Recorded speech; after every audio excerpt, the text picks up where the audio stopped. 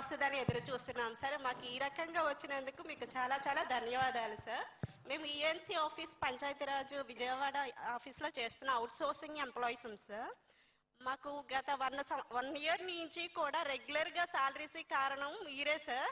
మీకు చాలా thanks sir. మేము అంతకు ముందు కూడా 3-4 మంత్స్కి ఒకసారి తీసుకునే వాళ్ళం సార్. మీరు వచ్చిన కాడి నుంచే ఈ 1 ఇయర్ నుంచి శాలరీస్ తీసుకుంటున్నాం సార్. చాలా చాలా థ్యాంక్ యూ సార్.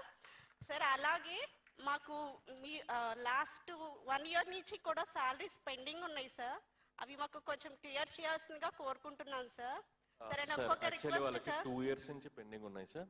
అండ్ వాళ్ళని ఇప్పుడు మన డైరెక్ట్ గా SRDS రూల్స్ కింద తీసుకున్నాం సార్. మనం ఇప్పుడు చేస్తుంది ఏంటంటే సార్, ఎవ్రీ మంత్ మనం వాళ్ళ శాలరీస్ అయితే రెగ్యులర్ గా ఇస్తున్నాము. ఒక క్వార్టర్ శాలరీ కూడా పెండింగ్ ఉన్నది ఇచ్చాం సార్. ఇంకా ఒక 4 క్వార్టర్స్ పెండింగ్ ఉంది సార్. సార్ కొంచెం మనీ అనేది టైట్ గా ఉండటం వల్ల మనం కొంత లేట్ చేసాం sir. With permission coming 3-4 months లో ఇన్స్టాల్మెంట్స్ గా వాళ్ళు క్లియర్ చేద్దాం సార్. సార్ ఒక చిన్న రిక్వెస్ట్ సార్. మా అవుట్సోర్సింగ్ ఎంప్లాయీస్ కి గవర్నమెంట్ స్కీమ్స్ అనేది ఏవి కూడా అప్లికేబుల్ అవ్వట్లేదు సార్. అమ్మఒడి కానీ, వితంతువులకి పెన్షన్స్ కానీ, రేషన్ కానీ ఏవి కూడా వాళ్ళకి రావట్లేదు సార్. ఎందుకని అడిగితే వీళ్ళంతా గవర్నమెంట్ ఎంప్లాయీస్ అని చెప్పేసి వస్తుంది సార్. మాకు ఆ ఒక ఇష్యూని కూడా క్లియర్ చేయమని కోరుకుంటున్నాం సార్.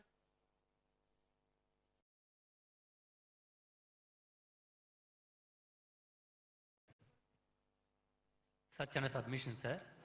సార్ మేము 10 ఇయర్స్ నుంచి PR డిపార్ట్మెంట్లో వర్క్ చేస్తున్నాం సార్. మాకు ఇప్పుడు మీరు రావటం వల్ల మాకు మంచి సాయం జరిగింది సార్. మా కమిషనర్ గారు, ENC గారు, ప్రిన్సిపల్ సెక్రటరీ గారు రెస్పాండ్ అయ్యి మాకు SRDSలో నుంచి శాలరీస్ ఇస్తున్నారు సార్.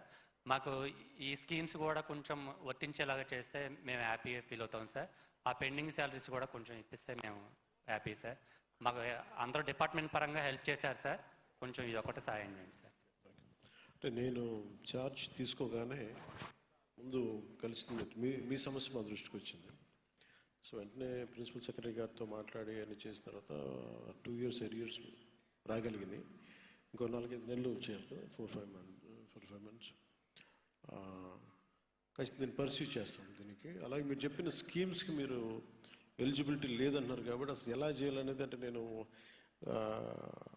దాని మీద నాకు సంపూర్ణమైన అవగాహన లేదు. దాన్ని కొంచెం ప్రిన్సిపల్ సెక్రటరీ గారితో మాట్లాడి పాలసీ డెసిషన్ కాబట్టి ఎట్లా చేయాలి ఏంటి అనేది. అంటే అవుట్ సోర్సింగ్ ఎంప్లాయీస్ దాదాపు క్లోజ్ టు 2 lakhs ఉన్నారు కాబట్టి అది ఎలా ఎలా చేయాలి అనేది ఒకసారి నేను క్యాబినెట్లో కూడా ఒకసారి దృష్టికి తీసుకెళ్తాను. Thank you sir. ఒక విన్నపం సార్. సార్ మేము సార్ దయచేసి చిన్న విన్నపం సార్ డిప్యూటీ సీఎం గారికి. మేము 34 మంది ఉన్నాం సార్. దయచేసి మమ్మల్ని కన్సిడర్ చేయమని మేము కోరుకుంటున్నాం సార్. 34 మేము చేయని తప్పుకి మేము అనుభవిస్తున్నాం సార్ ఈరోజు. యాక్చువల్లీ సార్ మీరు 660 మందికి రెగ్యులరైజ్ చేయమని చెప్పేసి పర్మిషన్ ఇచ్చారు సార్. అందులో 30 మందికి క్వాలిఫికేషన్ లేకపోయినా కూడా వాళ్ళు ఆ జాబుల్లో ఉన్నారు. సో దానివల్ల మనము వాళ్ళని రెగ్యులరైజ్ చేయలేకపోయాం. రెగ్యులరైజ్ అంటే మన SRDS కింద తీసుకోలేకపోయాం సార్.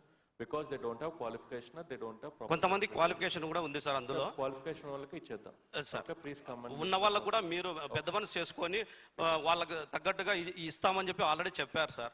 దయచేసి కన్సిడర్ చేయండి సార్. వాళ్ళు ఎవరో చేసిన తప్పుకి మేము బాధ్యులు కాదు సార్. దయచేసి రిక్వెస్ట్ సార్. 34 మంది sir.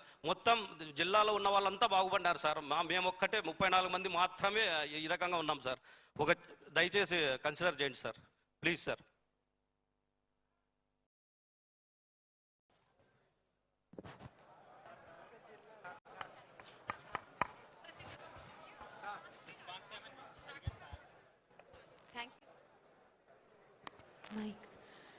Thank you, Andy. It was a very productive conversation with our Deputy CM.